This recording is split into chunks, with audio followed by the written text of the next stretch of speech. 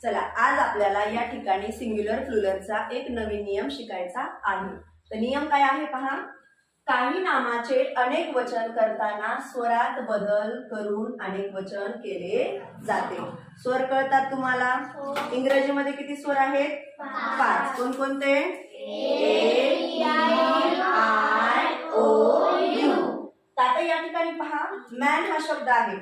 तर मॅन या शब्दामध्ये कोणता स्वर आलेला आहे? ए. मग या ए चा बदल करायचा आहे आणि अनेक वचन करायचे. म्हणजे काय होईल सांगा?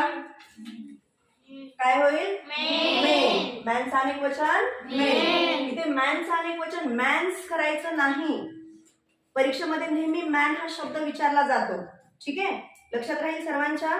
त्यानंतर वुमन. वुमनचं अनेक वचन वुमेन. वुमेन काय होईल? वुमेन. त्यानंतर फूट. फूटचं अनेक वचन फीट. या ठिकाणी 2 स्वर आलेले आहेत, म्हणजे ओ हा डबल आलेला आहे, म्हणून या ठिकाणी फूटचं अनेक वचन आहे फीट. या ठिकाणी आहे टूथ. टूथचं अनेक वचन काय होईल सांगा बरं? टीथ. या ठिकाणी डबल ओ चं काय केलं? Double E. त्यानंतर आहे गुज. गुजचं अनेक वचन गीज. त्यानंतर आहे माऊस. माईस. या ठिकाणी MICE. या ठिकाणी थोडासा खास शब्द जो आहे तो लक्षातच ठेवावा लागणार आहे.